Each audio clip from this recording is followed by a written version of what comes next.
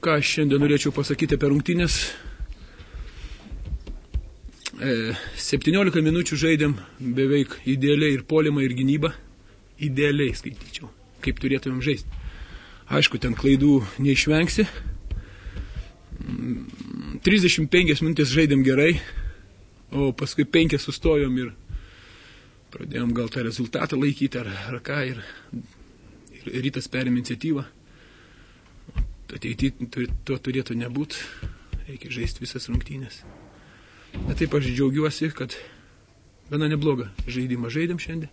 Sakau, 17 minučių buvo idealios, per kurias, man atrodo, Rytas buvo pelnęs 19 taškų. Tik tai. Paskui davėm per 3 minutės 10 taškų O taip tai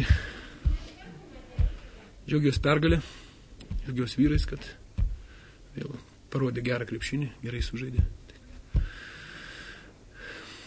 Tiek.